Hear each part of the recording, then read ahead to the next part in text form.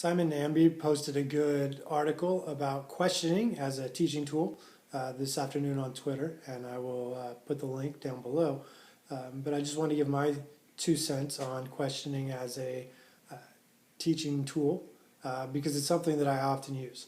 And something that I've learned, and I think something that was discussed a little bit in the article, but maybe not directly, is beforehand I explain to teams. Whether I'm doing a clinic, it's a team that's, my team that I'm coaching, somebody who I'm consulting with and I'm going to work with them one time, whatever the environment, whatever the situation, one of the first things that I will tell players is that I'll ask questions. And the reason that I'm asking the questions is because I don't know what they know or what they understand. So my questions aren't asked in a manner where I'm, gotcha. I got you someplace where you didn't know, or you weren't paying attention, which is kind of how I often thought of questions being asked in school. Were kind of, the gotcha questions. They were trying to catch you not paying attention. But instead, I'm really trying to learn, and I'm trying to understand what the players see, what the players, are feeling, what happened, what they know, what their background is, what they've been exposed to in the past. So these are things, this is what I'm trying to get out of the questions, and then also trying to help them explore new solutions. But to do that, I really have to explain what I'm doing to players ahead of time, because often players aren't accustomed to coaches asking questions and really wanting an answer. So I did a clinic one time years ago, and at the end, I said to the team, it was a good team. I think they went, probably semifinals in their area the following season. And I said to them, I was like, look, if you guys don't understand something, because it was clear that they hadn't completely understand what I was trying to teach them. So if you don't understand something, you have to ask questions. And I turned around, I'm sure your coach, if you ask a question, your coach will be receptive to it, will be able to help you and better enable you to learn. And some of the players started to giggle, and I found out later their coach completely prohibited questions, that if the players didn't understand something, they had to go to an assistant coach at a water break, write down their question on a piece of paper. The assistant coach would evaluate the question, and if it merited a response, would give it to the head coach, and then the head coach might answer that question from a piece of paper. To me, terrible coaching. And I'm pretty sure I never spoke to that coach ever again after I made that statement at the end of my clinic with his team. So my goal as a coach is to help players learn. And if a player has a question, if a player doesn't understand, then I need to re-explain, or I need to create a new situation that will enable the player to understand whatever it is that I'm trying to teach. And so to me, both the asking of questions and the allowing of questions helps me to help the players learn.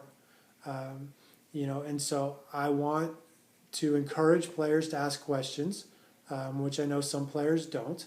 Some coaches don't. Some coaches prefer players not to ask questions. But I also want to ask questions myself because I need to know what the players understand. And I want to help them get to the answer as opposed to simply telling them. Now, asking questions becomes time consuming because players don't always know the answer, or maybe they're not sure of the question, or maybe they're still not entirely sure that you're not trying to, catch them. It is time consuming, and so it's not always appropriate to spend a lot of time asking questions and kind of follow-up questions until you finally get to the answer. But I help out with 4th and 5th graders on a weekly basis right now, and I do a lot of my instruction through questions. And it sometimes takes a while to get the answer from a 4th or 5th grader. But generally speaking, they know the answer. It's just they're not 100% sure whether the answer that they think applies to the question that's asked. So does the skill that they know apply to that particular situation? Or, am I looking for a different skill or a different response, to that specific situation?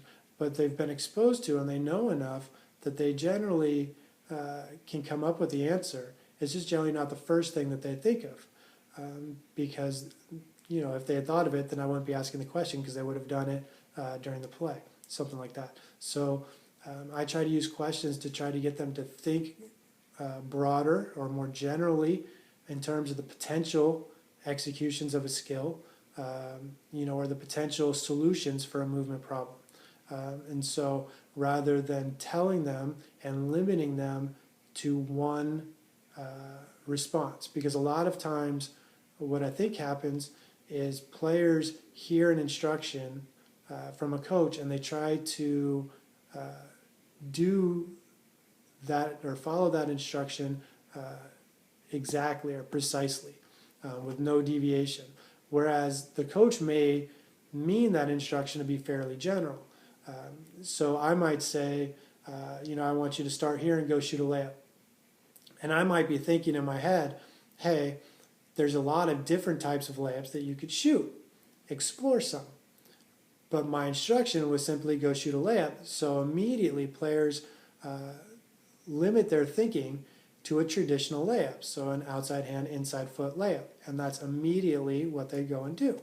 And so rather than give that instruction, hey, let's shoot a layup, maybe I lead with a question.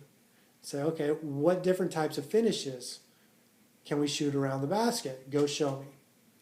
And now they're not limited to one thing. They understand that all the different potential finishes around the basket make sense.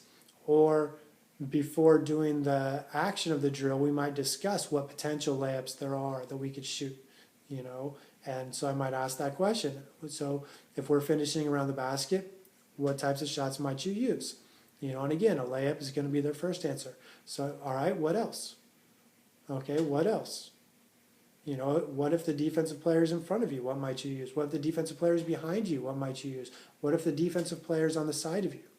And so in this way, players can think more, and then when they go practice these shots, they can relate them back to the situation, and there's something that they've thought about themselves as opposed to me simply telling them something and them replicating my instruction.